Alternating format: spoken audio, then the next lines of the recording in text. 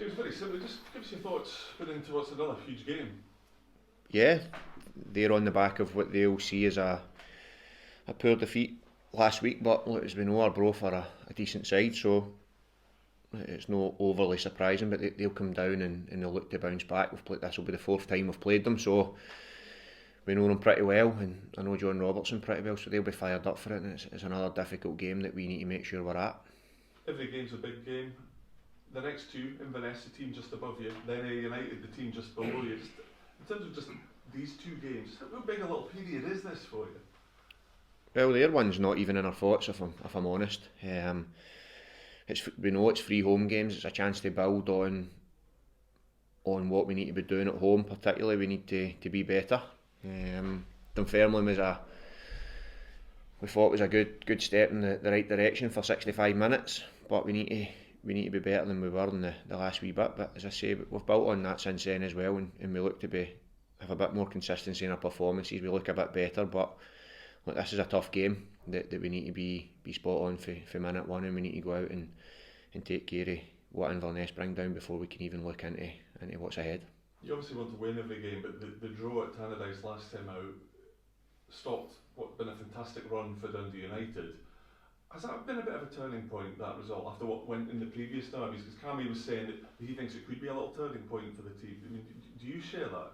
I'm not so sure. I think probably the first 65 minutes against Dunfermline and then the 94 at Partick were more of a turning point in terms of the character we've shown, first and foremost, to hold on against Dunfermline, which shouldn't have been the case. We should have been out of sight. But then to go in to a really tough place with Partick on the back of 3 wins in the bounce, I think at the time, to go down there and look so comfortable in a game away from home when they flung everything at us, I thought that's more of a turning point for me. The derbies they're different in terms of atmosphere, tempo of the game, but we handled that well as well. Disappointed to come away with only 1 point from the game, but that's a positive in what had been happened in the previous 2 derbies. So I don't think it's a turning point going down and getting a point. I think the turning point was before that, in the level of performance in the 2 games previous for spells in the game, certainly. You've got a chance to go level on points with Inverness if you get the win on Saturday. How big an added motivation is that? Yeah, it's big. Look, we need to be higher up the league. We need to be more consistent in our performances, but that's the aim, is to catch them now, get level with them on Saturday, and then take it from there. But as I say, look, we know what's coming down is going to be a decent side from playing them 3 times already, and they're coming down with the motivation to get back on track after for them, which will be a disappointing result. So we know they're going to be fired up for it, so we need to make sure that we're ready. Obviously we're into January now, the transfer window's open. Just generally, are you looking to do much business before it shuts again? Yeah, we're always looking. As I say, we've done a lot in the summer, and I've been on record saying I don't want that to happen all the time. We can't continually ship players out and bring loads of players in. It's been happening for 3 or 4 years at the football club, and at times people have had to do it. So we need a bit of continuity round about the place, but that's not to say if a player pops up or if one of our targets pop up, then we'll not act on it. Of course we will, but yeah, we're actively looking, but we'll be pretty measured again in what we're doing. A bit of talk in the press this morning about Graham Dorrans and MK Dons possibly having an interest in him, obviously his old teammate Russell Martin down there. How concerning is that for you, and is that right that Graham does have an option to leave potentially in January if should the situation arise? Everybody's got an option to leave. Genuinely, that's every player has a price at whatever level of football, and I'm sure you'll see that for the very top level, right down to our level, during this window, with every manager looking at it, and every manager worried that their best players, or their top players, or their top performers, will be getting attention for other clubs. Am I concerned? No. I've not had a conversation with Graham regarding it. I don't need to. He's been training very well this week again. He's at a level now where he wants to be. He's consistently playing 90 minutes and consistently looking very good. So I'm not surprised, and I think over the coming month then there'll be a lot of talk in the press regarding Graham, as there will be other players in this league and in this city in particular. And it seems to have been a good combination because the move to Dundee seems to have worked well for Graham, and particularly over the last little period, it seems to be working really well now for Dundee as well. Yeah, I think it was always going to work for both parties if he was fit. Now I had no problem believing that he was fit. I had the conversation with him.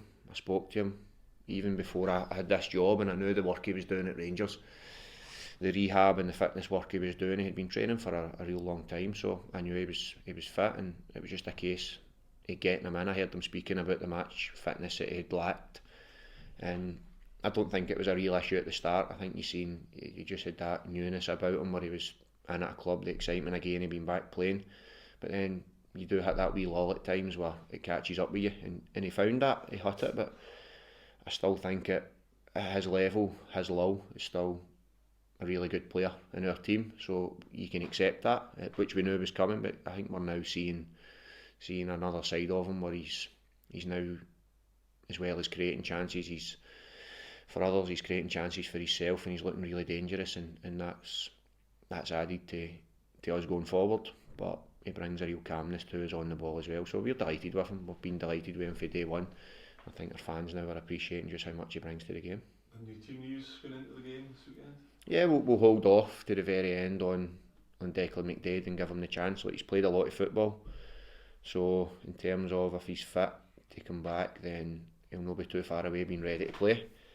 So we're doing wee bits and pieces with him. Andrew Nelson's picked up a knock that'll probably rule him out for the weekend, but everybody else seems healthy. Josh Todd's a bit ill, but a bit of illness going through, but he'll be fine as well. So apart from that, we're all good. Just looking at the type of game that we might have tomorrow at Inverness, play good football, Dundee play good football, it should be set up for an exciting game, shouldn't it? Yeah, I think, although a 0-0 and 2-1 nils, maybe tell a different story, but I think the games have been good, and you're right in that, but we just need to make sure that we're right, and we're set up the best way possible, which gives us a chance to go and stamp our way playing on the game. I think it's been good recently, but we're always trying to be more consistent and trying to be better, like they will be as well. So it's two teams high up the league that are going to be there or thereabouts at the end of the season, so it's a big one. Just looking at the transfer window, what specific positions might you be looking to strengthen? Everywhere. As a player pops up, I'll say, and I use the example quite frequently about Graham, since we've been talking about him there, but at the time we weren't actively looking for another central midfielder as such at the time, or call him what you want to be, but when a player like that pops up, then it turns your head, and that'll be the case. Because the window's open, it doesn't mean we now target loads of players. That's been an ongoing process since day one, and it'll continue to be that. And do you expect other departures? Are you looking to maybe move a couple of players on? Hope not. As I say, we'll assess everything going forward, and it's a process rather than just a rash decision. I think that we don't want to just get dragged into that. There's things happening, of course there is, as is there at every club, I'd imagine, but yeah, we'll be careful on the ones going out, and certainly the ones coming in as well. 4 games unbeaten, bit of momentum building up. Has it come at the right time for Dundee, the fact there's no winter break? Going to be able to continue this momentum, obviously taking it through into January? So I don't know the right or wrong answer to that, because we're on a decent run, and or a decent enough run. I still wouldn't say it's spectacular, 2 draws and 2 wins. We want to be playing, of course we do, because we feel we've hit a bit of consistency, but also if on the back is if you'd asked me at the end of the 3 games we had lost if I'd want a break, absolutely not. You still want to play, so there's pros and cons for the winter break. I've had them as a player, where you get over your little niggles like I'm talking about. If we had a break, then Declan McDade would certainly be 100% fit and ready to go by the time we're back, but we've not got the break, so we just need to assess that as and when.